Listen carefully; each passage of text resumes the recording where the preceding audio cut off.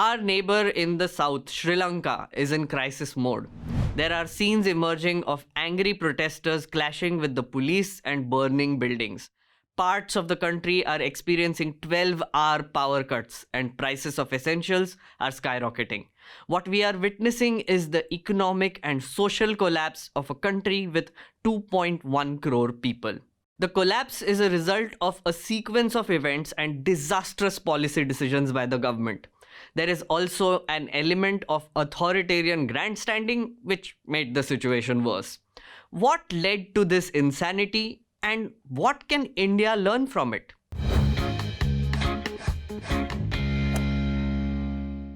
Let me tell you about a country that was utterly mismanaged. At the center of it all are two brothers, President Gotabaya and Prime Minister Mahinda Rajapaksa. Back in 2018, the Rajapakshas colluded with President Maithripala Sirisena and attempted a constitutional coup on the previous Prime Minister Ranil Wickremesinghe. He was replaced with the elder brother Mahinda. And that didn't go very well because Sri Lanka's Supreme Court ruled that Mahinda could not be the Prime Minister without majority. So Ranil held on to his seat. During this time, the Rajapakshas were running a campaign against the Ranil government, accusing him of selling out to Western countries, indulging in corruption, and mismanaging the economy. In 2018, the Sri Lankan rupee saw a massive dip of 17% in value, and the country's external debt shot up to 67% of the GDP. To fix that, the government removed fuel subsidies and increased taxes. On top of this, in April 2019, on Easter Sunday, there was a coordinated bombing. 6 locations across Colombo, 3 churches and 3 hotels saw coordinated bombings by Islamist fundamentalists. 269 people lost their lives. The Rajapakshas grabbed this opportunity and promised people that if they come to power, they would reduce taxes and give more subsidies to farmers. Plus, they promised to make Sri Lanka safer.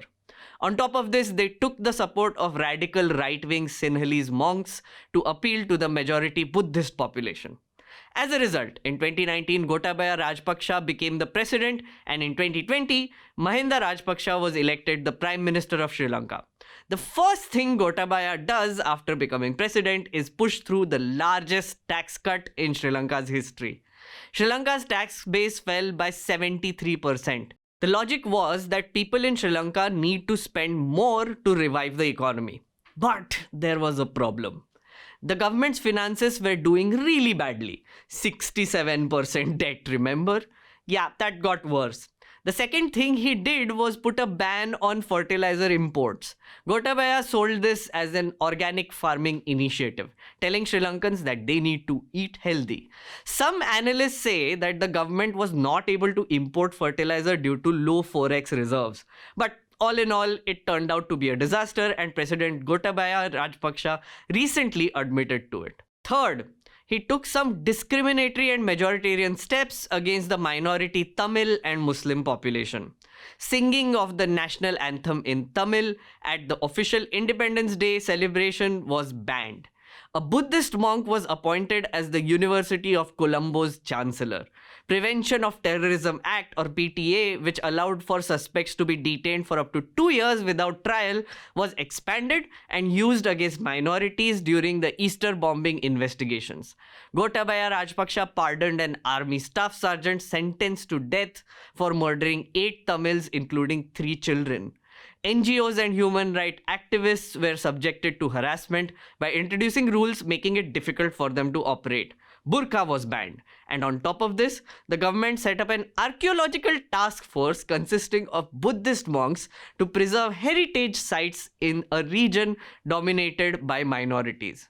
अरे राजपक्षा, मोदी जी की ideas चुराते हो? शर्म नहीं आती? Be a little original, yaar. What is this? Now, before we continue our story, let me tell you that Sri Lanka's economy depends on 3 things: textiles, agriculture, which includes the famous Ceylon tea, and tourism. Due to the fertilizer ban, the cost of farming went up and became unsustainable. Agriculture was wrecked and tea exports dropped massively. People were pissed. The irrigation minister Chamal Rajpaksha, yes, another brother from the same mother, insisted that the country should not listen to the chemical fertilizer mafia. Unka tukde tukde gang? At the same time, COVID-19 hit the country. According to the official numbers, 16,000 plus people died, and it might just get worse right now. Due to the medicine shortage, there was a massive health crisis which continues. Meanwhile, the health minister, a hardline Sinhala nationalist named Channa Jayasumana, argued that Western medicine is bad. He said local religious figures could cure cancer and kidney diseases because they could communicate with invisible spirits and gain knowledge. ओए जयसुमाना, रामदेव बाबा की भी ideas चुरा रहे हो? ये क्या चल रहा है? थोड़ी ओरिजिनलिटी दिखाओ भैया. As if things weren't bad enough, the eastern bombings caused foreign tourists to flee. COVID-19 added to it.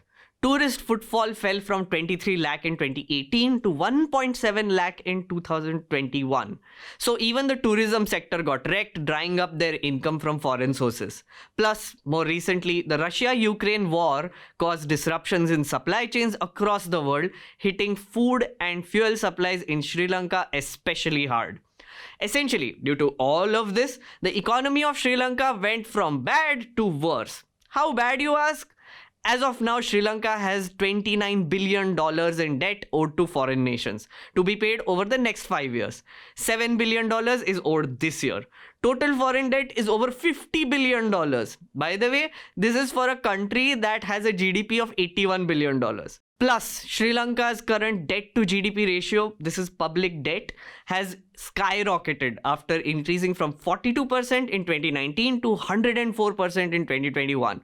That means they actually owe more than what they produce. In March 2022, food inflation was at 30.2%. That's up from 9.9% in May 2021. In April this year, petrol prices were hiked by 33% and diesel by 64%, and a fuel ration was imposed due to shortage. This in turn is causing even more price hike for essential items like food and medicine. To sum it all up, the Sri Lankan government had no money. They borrowed massively from foreign countries. Then they reduced taxes, which left them with even less money. Then they took some majoritarian discriminatory steps to distract the public. But due to events like COVID and Russia-Ukraine war hitting them, a country that was on the edge of literal bankruptcy was pushed off the edge. What can India learn from this? Simple. Don't borrow too much money from foreign countries. Focus more on implementing better economic policies. Stop distracting the public by engaging in communal discrimination. I'm talking to you, Sudhir. And figure out a way to control price rise before it's too late. That's about it really. Let's hope Sri Lanka comes out of the crisis soon and things stabilize for the people there. See you in the next video. The subscription model is something that keeps News Laundry afloat, but we need hundreds of thousands of people to completely transform the news ecosystem. So you pay for news, so it serves you. So click on the link with this video, subscribe to News Laundry and pay to keep news free, और गर्व से कहो मेरे खर्च पर आज़ाद है खबरें.